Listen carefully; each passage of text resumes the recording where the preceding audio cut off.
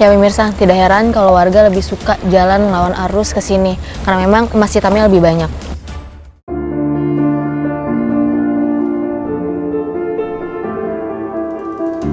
Prihatin ya itu, nah sedih lihat anak-anak itu nggak ada perkembangannya. Kami tuh pengen ikut lomba di luar di kabupaten kayak gitu kan, pengen kayak gitu, tapi gimana faktor jalannya ini.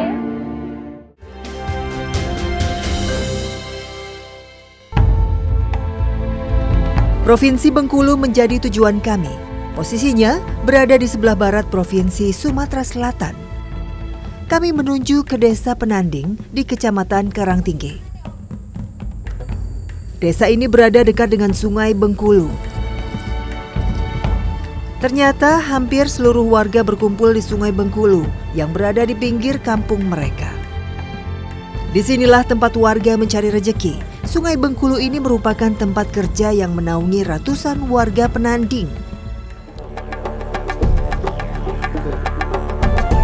Subur dan Ciuna adalah salah satu warga yang menyandarkan nafkah keluarga mereka dari batubara Sungai Bengkulu. Mereka memang bukan penambang. Bagi mereka, cukup memungut batubara yang mengalir di Sungai Bengkulu untuk mendapatkan uang. Mereka hanya perlu rakit bambu untuk memudahkan memindahkan batubara yang mereka peroleh. Kami harus berjalan kaki melawan arus. Rakit harus kami tarik. Derasnya arus tak memungkinkan rakit kami naiki. Bagi saya, berjalan melawan arus sama sekali tidak mudah. Ketinggian air yang tidak bisa saya tebak cukup membuat saya sedikit cemas.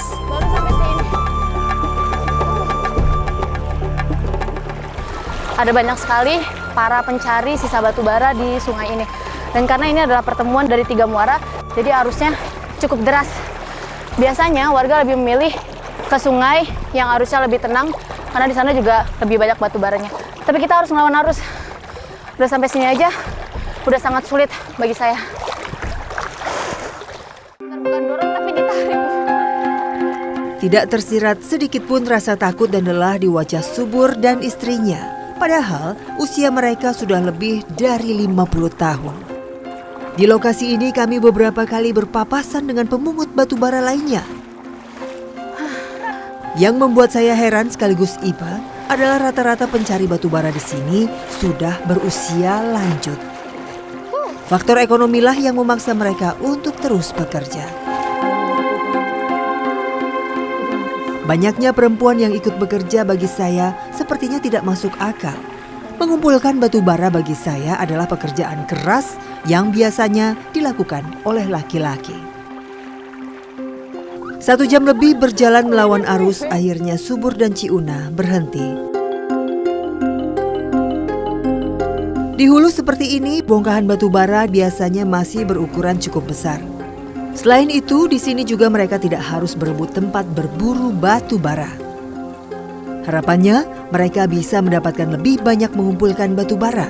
Batu bara yang banyak berarti uang yang banyak pula bagi mereka.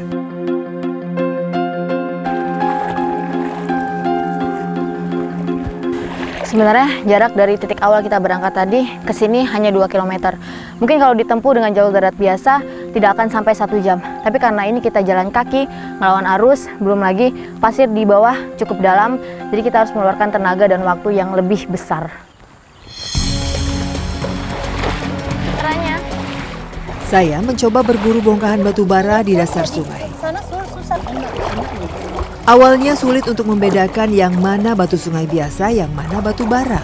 Namun lama-kelamaan saya mulai terbiasa. Karena dasar sungai ini memang didominasi oleh bongkahan emas hitam.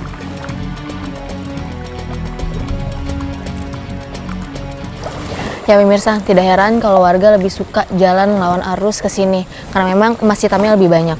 Lihat, pasirnya warnanya lebih pekat daripada yang di sana dan sudah bercampur dengan sisa-sisa batu bara. Tapi ngambilnya harus hati-hati karena ini udah berbentuk serpihan dan tajam. Jumlah batu bara yang sangat banyak di dasar sungai sangat mengherankan saya. Menurut Ciuna, asal batu berwarna hitam ini adalah dari perusahaan tambang batu bara yang ada di hulu sungai. Pada saat musim hujan seperti ini, batu bara yang terdapat di dalam stockpile pabrik terbawa hingga ke sungai. dan mengalir sepanjang Sungai Bengkulu. Kini saya paham bahwa batu bara yang warga cari selama ini adalah bukan batu bara alam, melainkan batu bara dalam kategori limbah. Namun memang bagi warga seperti Ciuna, limbah atau bukan itu semua bukan masalah. Bagi mereka, limbah ini justru menjadi berkah. Sungai Bengkulu yang dulu sangat dalam dengan air yang sangat jernih, kini airnya keruh dan mengalami pendangkalan. Di beberapa ruas sungai, ketinggian air bahkan tidak sampai 1 meter. Kami juga ngambil air sungai ini untuk minum. Semenjak ada PT Batubara bikin sumur. Tapi ini kan airnya keruh, Bu. Nggak suka gatal-gatal. Tapi mana kita bikinnya? Gatal-gatal tuh lah ditahan. Ya, air sungai bercampur limbah tentu sangat berbahaya bagi kesehatan. Penyakit gatal-gatal dan infeksi luka bisa mengancam nyawa para pencari batu bara ini. Agak lama Bu ya di situnya Bu ya. Dilema memang. Di satu sisi limbah batu bara bisa menghidupi warga, namun di sisi lain lingkungan dan kesehatan terkena imbasnya.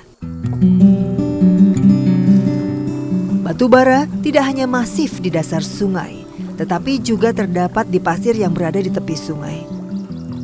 Hanya perlu digali sedikit, pasir sudah mengeluarkan bongkahan Oh, batu. dapat nih yang besar nih. Ini menjadi bukti bahwa jumlah batu bara yang mencemari sungai jumlahnya tak lagi bisa dibilang kecil.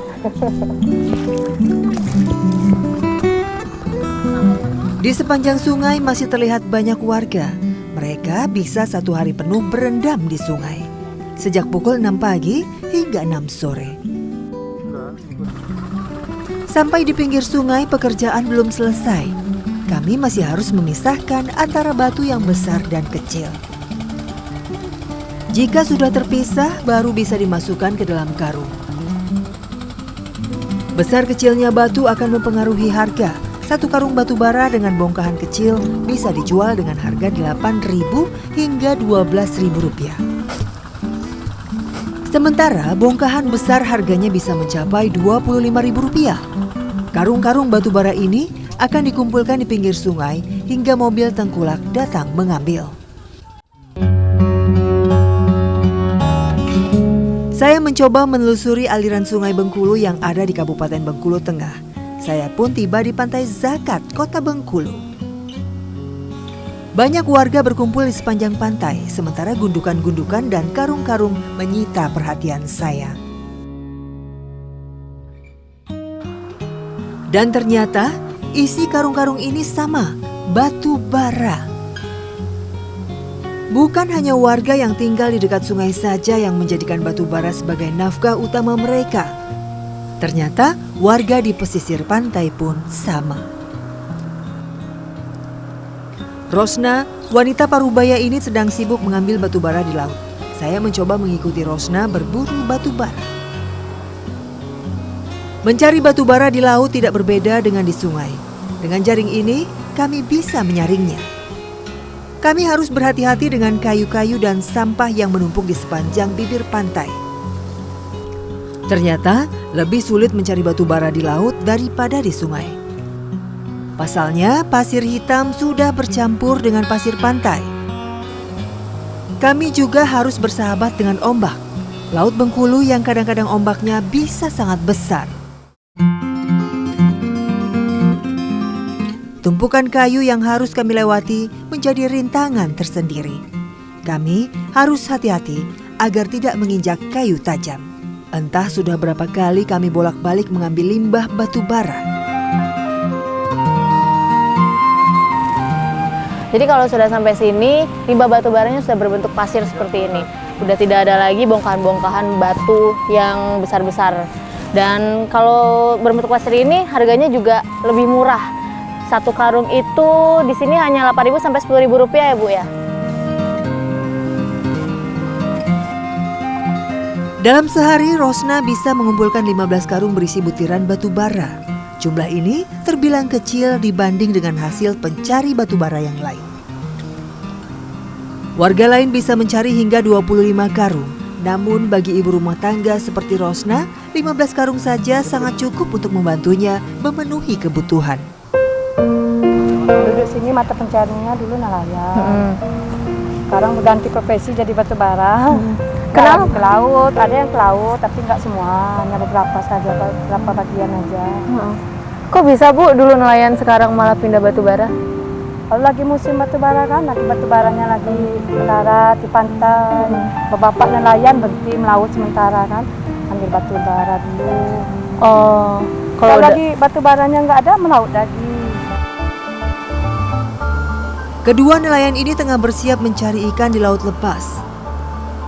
Saya pun meminta izin untuk ikut. Di sini tidak ada dermaga, jadi para nelayan harus menyebar kayu sebagai landasan perahu, kemudian mendorong perahunya hingga ke air laut yang agak dalam. Menurut Erwin, arus laut sedang tidak bersahabat. Musim hujan membuat air pasang dan menghasilkan ombak yang lebih besar dari biasanya. Namun sebagai nelayan, mereka harus mengambil resiko. Jika tidak melaut, maka keluarga tidak bisa makan. Benar saja, ombak berhasil mengombang-ambingkan perahu kecil ini. Beruntung, Erwin dan Putra telah terbiasa mengendalikan mesin. Jadi, perjalanan kami tidak terlalu terhambat. Hanya air laut yang sesekali masuk ke dalam perahu. Titik yang dipilih Erwin kali ini cukup ke tengah. Setelah berhenti, kami segera menebar pukat tradisional. Beberapa menit kemudian, pukat kembali ditarik.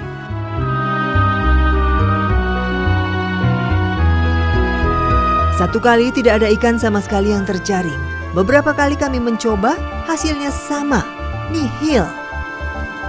Kami pun memutuskan untuk pindah tempat. Di jalan, beberapa nelayan juga terlihat sedang mencari ikan. Titik kedua, pukat kembali dilempar. Hasilnya, sangat sedikit sekali ikan yang didapat. Tapi Erwin dan Putra tidak menyerah.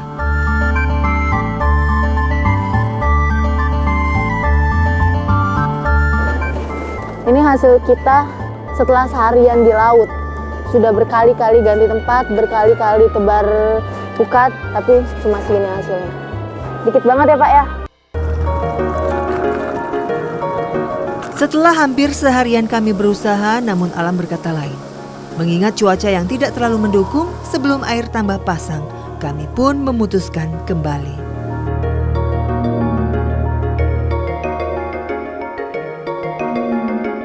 Pak, emang ikannya dikit terus dapatnya akhir-akhir ini?